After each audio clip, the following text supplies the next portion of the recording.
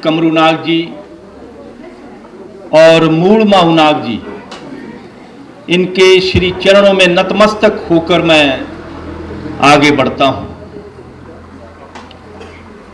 आज मंच पर विराजमान हमारे सभी guest of honours, Shri Kamal Rana ji, अध्यक्ष सीडी बैंक,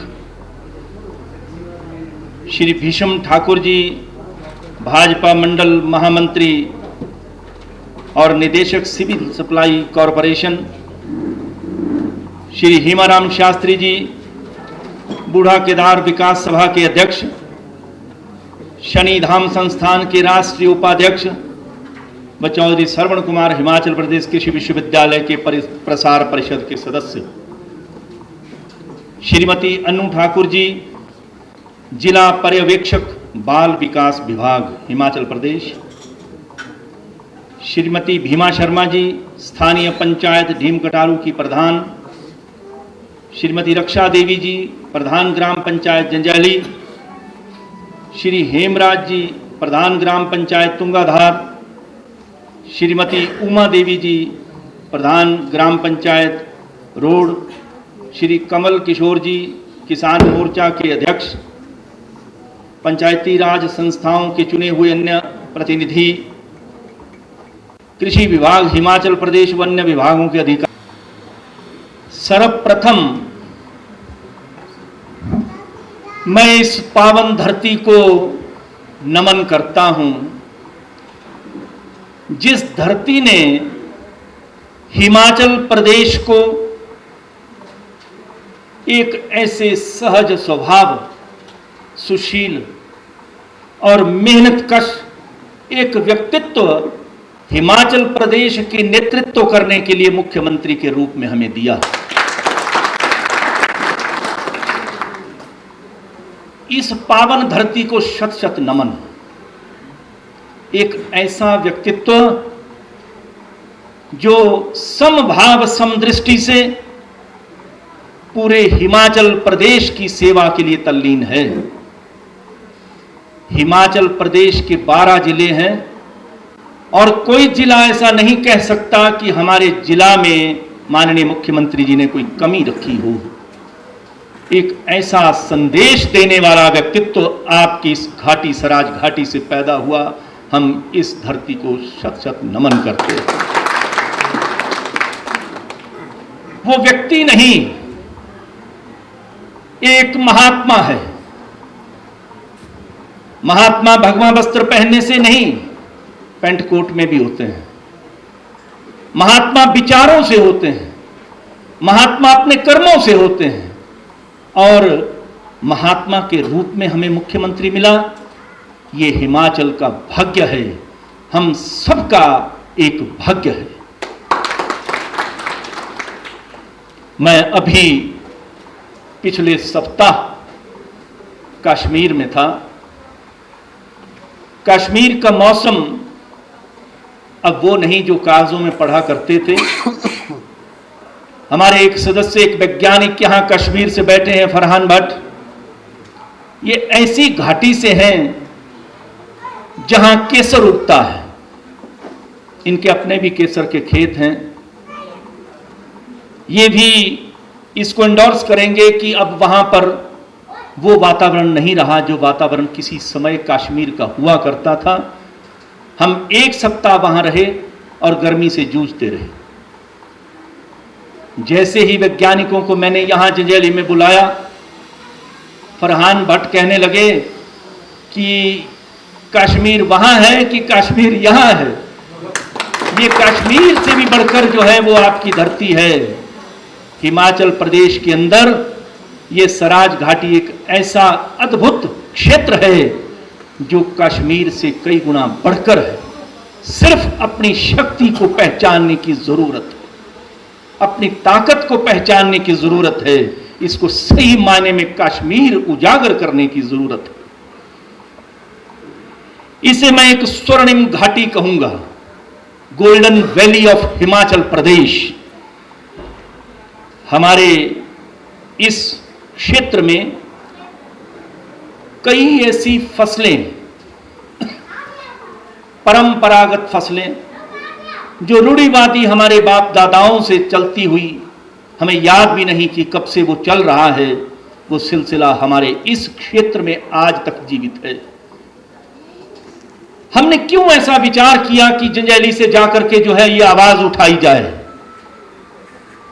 क्योंकि ये वो क्षेत्र है जहां जो दालों का राजा है, राजमाश, उसका प्रसार इसी क्षेत्र में होता है।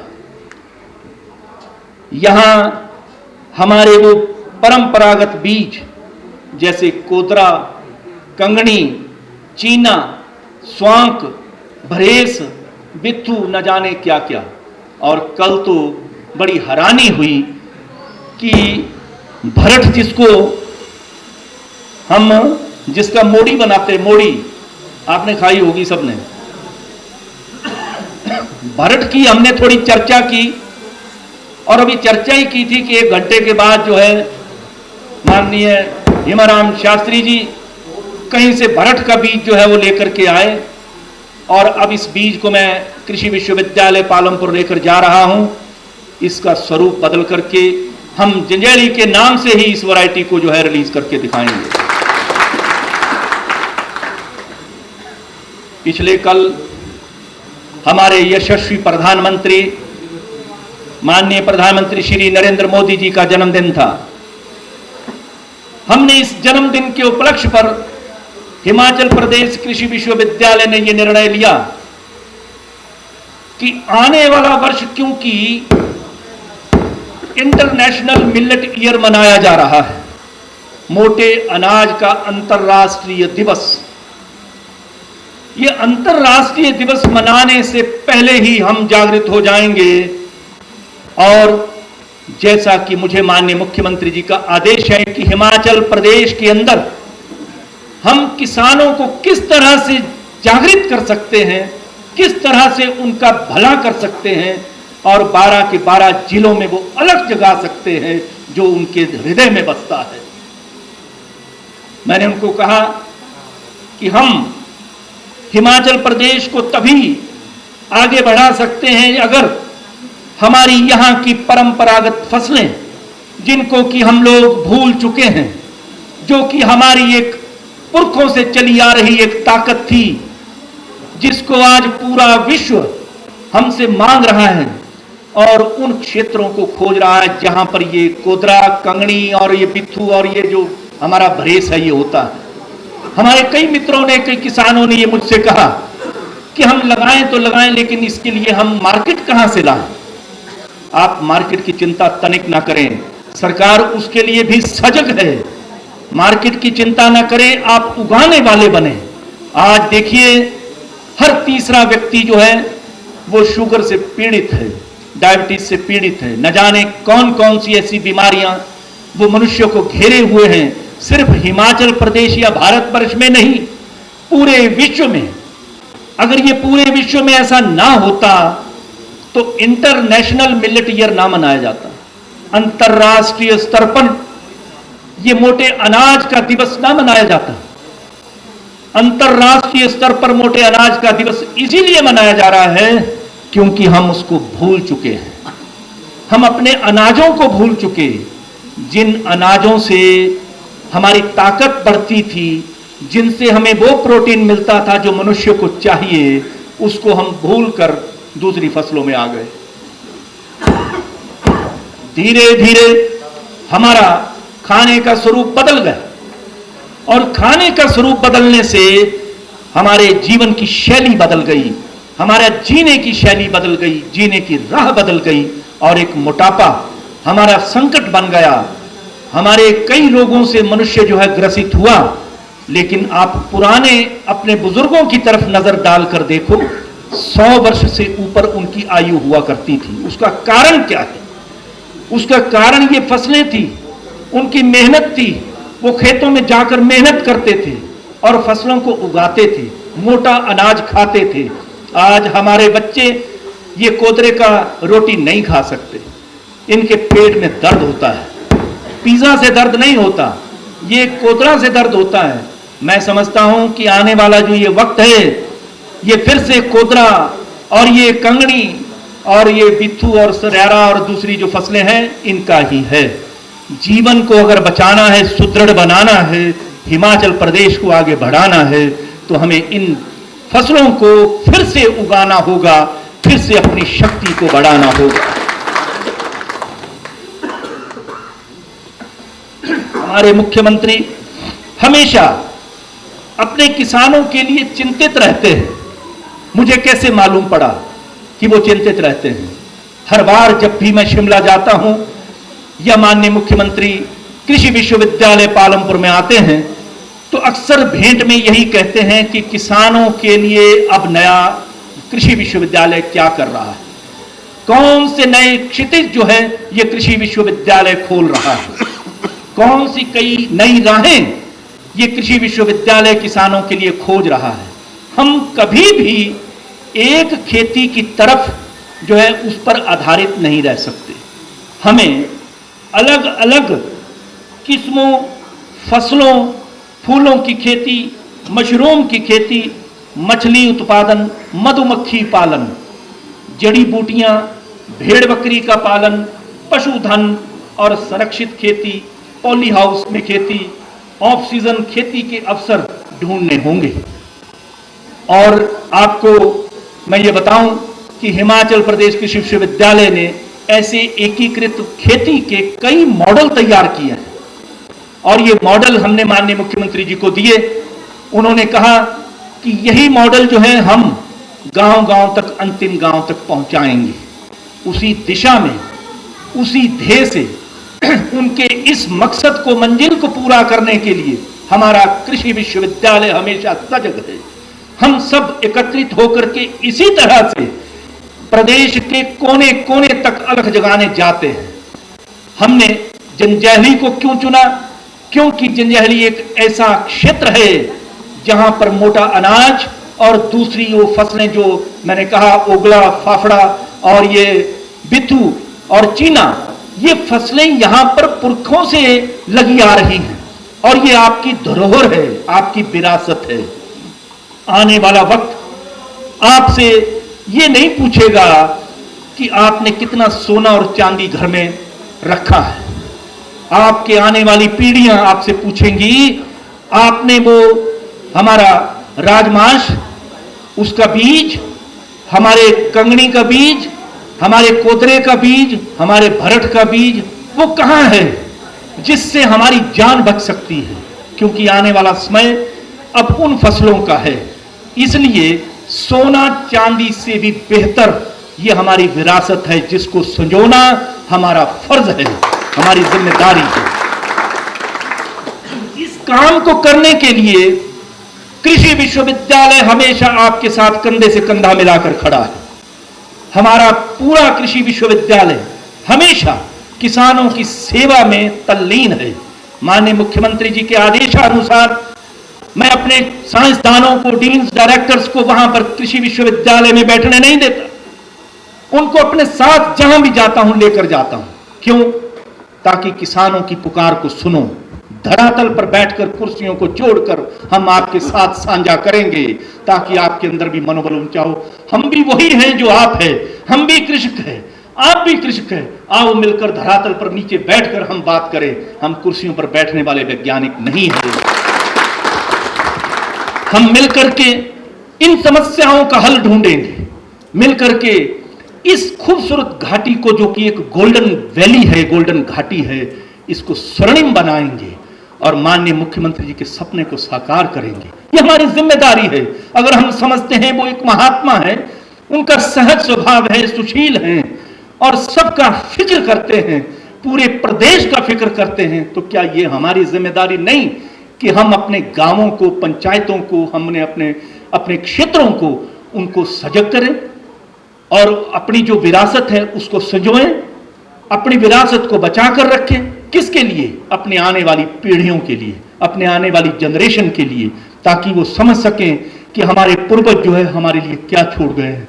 ये सोना चांदी जो है खाने की चीज नहीं है, लेकिन ये बीज हमारा जो सुरक्षित, संवर्धित जो बीज होगा, यही जीवन हमारा देगा, यही हमारा भविष्य का जीवन बनेगा। कृषि विश्वविद्यालय पालमपुर ने जब से मैं कुलपति बना, हमने सोना छोड़ दिया है। किसानों के बीच जाकर के उनको जागृत करने के लिए मैं हर के द्वार पर जाकर के अलख जगा रहा हूं। किस लिए? ताकि अपने प्रदेश की इस सरकार के सपने को साकार कर सकूं, भारत के यशस्वी प्रधानमंत्री के उस सपने को साकार कर सकूं। आप देखिए हमारे माननीय प्रधानमंत्री जी और मुख्यमंत्री जी किस तरह से किसानों के बीच में बैठकर किसानों के साथ जो है वो सजग होते हैं, उनके साथ साझा करते हैं अपने विचारों को। क्यों? वो चाहे तो वो भी अपना वक्त जो है ऑफिस में गुजार सकते हैं, लेकिन वो इसलिए साझा हो रहे हैं क्योंकि हमारा बहुत नुकसान हो चुका है। आगे नुकसान ना हो, आगे हम ये अपने इस कंट्री को, इस देश को फिर ना वो गुलाम बनाएं। इस देश को फिर से विश्व गुरु बनाने के लिए हमें ताकत फिर से वो संजोनी होगी और उनका साथ देने के लिए फिर से जागृत होना होगा। हम हर द्वार पर जाएंगे, हर द्वार पर अलख जगाएंगे। आप कृषि विश्वविद्यालय पालमपुर आओ ना आओ, हम आपके द्वार पर आएंगे। जिस तरह से आज हम यहां आए, माननीय राणा जी ने और माननीय भीष्म जी ने अभी कहा कि फिर से एक बार इस तरह से चर्चा हो, फिर से इस बार ऐसा मंजर तैयार हो, पूरा घाटी जो है एकत्रित होकर के एक जगह पर इसका विमोचन हो और हम आपस में संवाद करें, ऐसा स्वरूप तैयार हो। ये शुरुआत है, आगे आगे देखिए होता है क्या। हमारे इन्हीं क्षेत्रों के ऐसे जुझारू कृषक जो आपके बीच में अभी उनको सम्मानित किया, आपके ही क्षेत्र के कांडा से कुंदन लाल जी, जिनको राष्ट्रीय स्तर पर पंडित दीनदयाल उपाध्याय अंत्योदय कृषि पुरस्कार से नवाजा गया। 1 लाख रुपया पुरस्कार इनको राष्ट्रीय स्तर पर मिला। और इस किसान को जैसे ही पुरस्कार मिला, मैं उस दिन इंग्लैंड में था, मेरा कम्युनिकेशन बड़ी मुश्किल से जब ये दिल्ली से लौट रहे तब हुआ, लेकिन उससे पहले माननीय मुख्यमंत्री जी ने इनको फोन किया और इनके साथ वार्ता की कि आपने कमाल करके रख दिया, आप एक उदाहरण पैदा आपने जो है क्षेत्र के लिए किया। कितना फिक्र है उनको किसानों का, एक एक किसान से वो बात करना चाहते हैं, एक एक किसान का दर्द बांटना चाहते हैं, कि किसान को जो है वो सम्मानित करना चाहते हैं और सम्मानित होते हुए खुश होते हैं। तो क्या हमारी जिम्मेदारी नहीं है कि हम इस तरह से आगे बढ़ें? हमारा ही एक और मित्र संजय जो पड़ौटा सुंदरनगर से है, मेरे ही गांव के पास इसका गांव है, वहां पर ये इतनी मेहनत कर रहा है, इसको पिछले वर्ष यही पुरस्कार मिला। इन दोनों व्यक्तियों को मंडी से ही जो है इस तरह से चुने गए। मंडी में, इस मंडी जिला में आपके क्षेत्र में ऐसे हीरे छुपे हुए हैं जिनको उजागर करने की जरूरत है, जिनको जागृत करने की जरूरत है। हम आने वाले वक्त में, आपने देखा होगा कि यहां पर अगर जब हमने संगोष्ठी रखी, अभी तो प्रश्नों का सिलसिला शुरू हुआ था, ये तो कुछ भी नहीं, पूरा पूरा दिन सुबह से लेकर शाम तक ये प्रश्नों को हम सुनते रहते हैं, उनके उत्तर देते रहते हैं। ये पूरा पूरा दिन ये सेशन चल सकता है। और बीच में कृषक जिस तरह से सवाल पूछते हैं, एक किसान को मैंने बीच में से आइडेंटिफाई किया, हेतराम, जो कि चापड़ यहां से जो है बिलोंग करते हैं। इन्होंने कितने जुझारूपन से सवाल पूछे और अपने अंतर्मन को यहां पर सामने रखा। मैं आज ही इस किसान को कृषि विश्वविद्यालय का कृषि दूत घोषित करता हूं। हमारे पास 55 इस वक्त कृषि दूत है, जो हमारा संदेश का एक बटन पर दबाने पर जो है वो जन जन को पहुंचाते हैं। आज 56 हुए। ये हेतराम जो है हमारे साथ साथी रहेगा।